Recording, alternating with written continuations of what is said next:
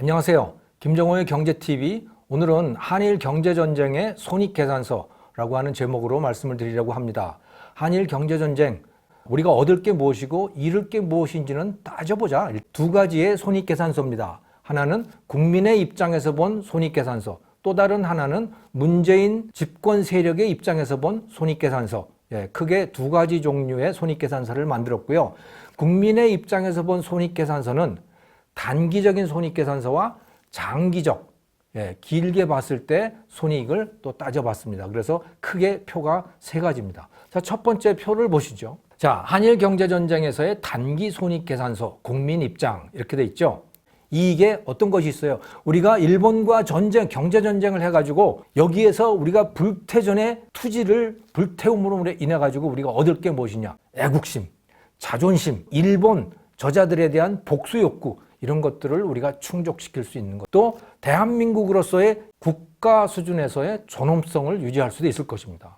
이게 가장 큰 이익, 우리가 얻을 수 있는 것이죠. 자, 또 다른 이익은 이거 역시 마찬가지로 정신적인 것인데 북한 사람들과의 민족적 동질성을 더 키울 수 있다라고 하는 것이죠. 한국인들에게 북한 사람들과의 민족적 동질성이라고 하는 건 매우 중요한 가치를 갖고 있죠. 그런데 북한 사람들 반미와 반일, 이게 핵심이잖아요. 수령, 반미, 반일. 근데 우리가 지금 일본하고 그렇게 싸우고 있으니까 북한 사람들도 이제 남한 사람들을 그 정도는 인정할 수 있단 말이죠. 그러니까 상당히 동질성을 유지할 수 있습니다. 이제 아마 북한 사람들하고 말하면 말 잘 될 거예요. 이게 한국인으로서, 국민으로서 얻을 수 있는 이익이다. 이게 대부분 다 정신적인 거죠. 자, 물질적으로는 뭐 얻는 게 없냐? 별로 얻는 게 없는데요. 단지 얻을 수 있다면 일본 여행 안 가니까 국내 여행을 좀 가지 않겠어요? 그래서 제주도니 무슨 뭐 경주니 부산이니 이런데 국내 관광 숙박업소들 식당들의 수입이 늘어날 수 있겠다. 그래서 이익이 이렇게 크게 보면 네 가지로 저는 생각을 해봤습니다. 손실은 무엇일까요? 우리 다 아는 그거죠. 일본이 실제로 한국에게 반도체, 디스플레이, 자동차 이런 데 첨단 부품 소재를 실제로 공급을 안 했다라고 했을 때 우리의 그 산업들은 붕괴될 수 있습니다. 다른 나라에서 어디다 갖다 쓸 수가 없는 것들이기 때문에 그런 거죠. 우리나라의 업체들이 그걸 만든다고 하더라도 일본처럼 그렇게 균일한 것들을 만들어낼 수가 없어요. 한결같이 할 수가 없는 거예요. 품질이 들쭉날쭉하게 됩니다. 그렇다는 얘기는 소위 반도체 같으면 수율이 떨어지는 거예요. 자동차 같으면 분량이 늘어나게 되는 것이고요. 그만큼 한국 제품의 비용이 늘어난다. 수출은 줄어든다. 이윤이 감소한다. 이렇게 되는 거죠. 그래서 수출이 감소하고 또 경상수지가 악화되고 자본이 이탈하게 되고 이게 금융위기로 이어질 가능성이 높아진다. 그 다음에 또 우리가 불매 운동을 하고 있잖아요. 불매, 안 사는 거 아닙니까? 국내에서 안 사는 거예요. 지금 우리가 스스로 내수를 죽이고 있는 겁니다. 그렇다고 해서 다른 것이 늘어나냐면 그거 아니에요. 그래서 수출 감소, 내수 감소. 그런데 수출 감소의 폭이 훨씬 더 클 거예요. 이게 굉장히 중요한 비용입니다. 그 다음에 정치적으로 국민 대립이 격화되는 거죠. 조금 객관적인 소리를 하면 친일파, 토착, 왜구 이렇게 되니까 우리 안에서 거의 내전 상태가 지금 일어나고 있는 겁니다. 총칼만 안 들었지. 그래서 단기적으로 이런 이익과 손실입니다. 이익은 대부분 정신적인 거예요. 정신승리인 거죠. 손실은 아주 구체적이고 경제적인 것들입니다. 길게 보면 어떻게 될까요? 이 한일 경제전쟁이라고 하는 게 그렇게 짧게 끝날 그런 상황이 아니잖아요. 여기에서 승리가 있고 패배가 있겠어요? 그런 거 없습니다. 그냥 계속 가면 계속 가는 거예요. 그랬을 때 우리의 얻을 것과 잃을 것이 무엇인가 한번 생각을 해보죠. 이 표입니다. 자, 이익. 제가 이게 내수 중심 경제라고 했잖아요. 이게 얻을 것입니다. 지금까지 여러분 한번 생각을 해보십시오.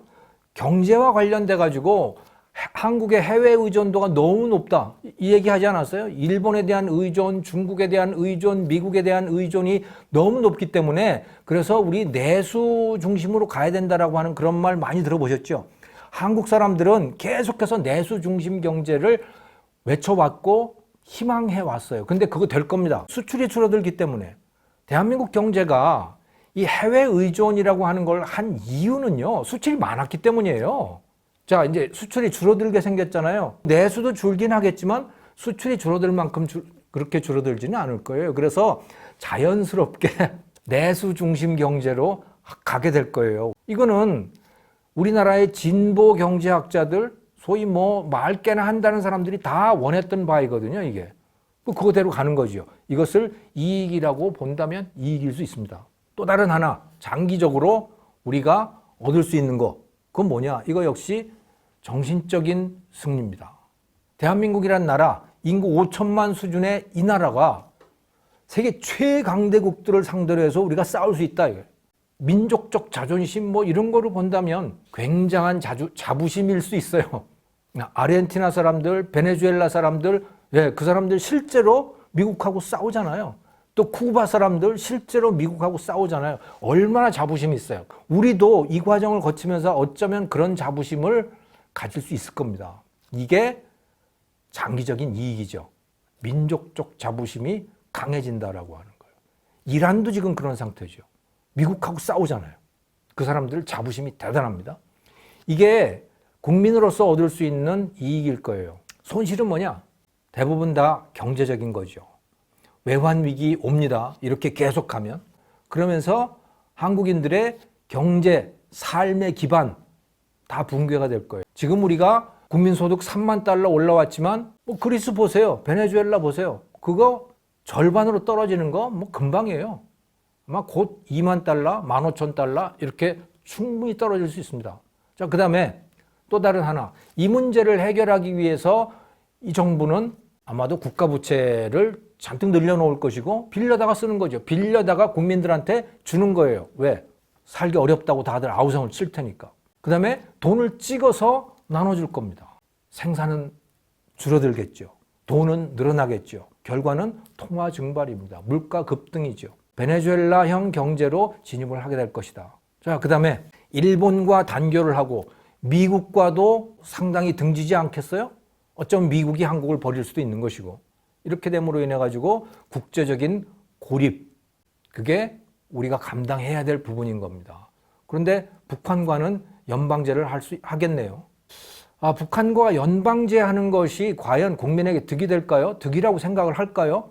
제가 생각할 때는 7, 80%의 국민은 북한과 합치는 것을 원치 않을 거예요. 다만 일본하고 싸우고 싶을 뿐이지 북한하고 합치는 걸 원치는 않을 거라고 봐요. 물론 한 1, 20%는 원하는 사람들이 있을지 모르겠지만 그런데 그렇게 될 겁니다.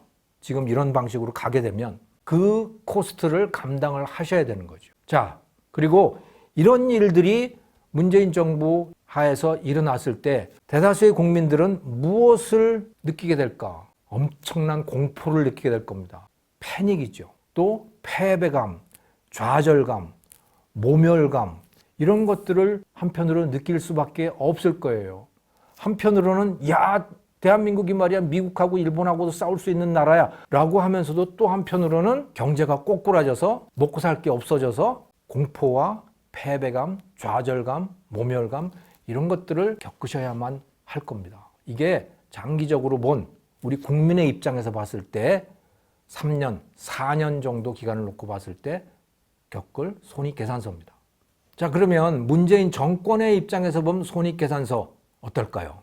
이 표로 제가 정리를 해봤습니다. 이익이 굉장히 많습니다. 첫째, 문재인 대통령에 대한 지지율이 높아질 겁니다. 지금도 이미 높아지고 있죠. 앞으로는 더욱더 높아질 겁니다. 거북선 이야기하고 일본하고 적극적으로 나가서 싸우자라고 그 말이 격해지면 격해질수록 저는 한국민들이 문재인 대통령을 더 지지할 거라고 봐요. 왜? 멋있잖아요. 용감하잖아요. 시원하잖아요. 그래서 이거는 굉장히 남는 선택인 겁니다. 정권의 입장에서는. 또 하나 기가 막힌 것은 한일 경제전쟁이 발생하기 전까지 대한민국 경제가 좀 고꾸라지는 과정이었잖아요. 문재인 정부가 잘못해서 그런 겁니다. 그런데 거기에 대한 책임 이제 다 끝났어요. 그 책임 국민은 다 잊었어요, 이제. 우리나라 경제가 잘못되면 그것은 전부 일본이 잘못해서 그런 겁니다. 경제 실패에 대한 책임에서 완전히 벗어날 수 있는 거죠. 기가 막힌 수인 겁니다, 이게 지금. 그리고 이런 것들이 합쳐져서 장기 집권도 가능해진다. 그 반대편 우파, 합리적인 시민들이 괴멸될 테니까 친일파, 토착 외구 프레임에 갇히게 되면 꼼짝할 수가 없잖아요, 한국인들이. 그래서 이거는 정말 엄청난 이익을 가져다 주는 남는 그런 장사인 거죠. 정권의 입장에서 보면. 거기다가 플러스 그들이 늘 수건처럼 가져왔던 그 희망사항이 있는 거죠. 사회주의 국가를 만드는 겁니다. 북한과 통일을 하는 거죠. 연방제로. 북한을 괴멸시키는 게 아니고 그래서 통일을 하는 게 아니고 북한처럼 만들어서 통일을 하는 이것을 실제로 할 수 있는 거죠. 이게 정권의 입장에서 지금 얻을 수 있는 이익인 겁니다. 그러면 손실은 없냐? 물론 대가를 치러야 되죠. 그 대가라고 하는 건 뭐냐? 그들도 경제 위기를 겪어야 되잖아요. 그들도 국가 부도 사태 이런 것들을 겪어야 되고 그걸 어떻게든 뭔가는 해야 되는 거죠. 그걸 하면서. 그러는 노력을 들여야 되는 거죠. 또 하나는 이 전쟁에 반대하는 국민들이 있잖아요. 저 같은 사람들. 그들을 설득을 하던 무마를 하던 탄압을 하던 뭔가는 해야 되는 거죠. 아주 귀찮은 일이겠죠, 이게.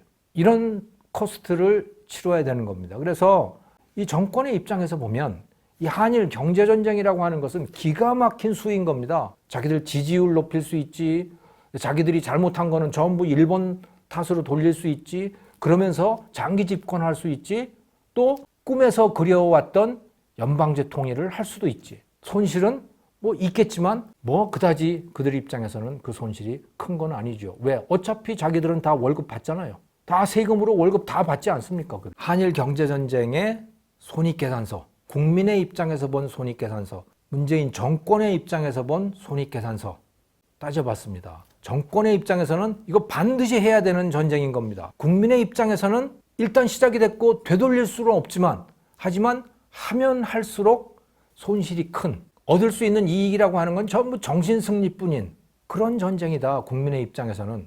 그런데 일단 우리 국민은 지금 그 전쟁에 들어섰어요. 그리고 돌릴 수도 없어요. 돌리면 반역자처럼 돼버리니까. 우리 국민이 그 선택을 한 겁니다. 이제 어떻게 하시겠습니까? 제 말씀 여기서 마치겠습니다. 감사합니다.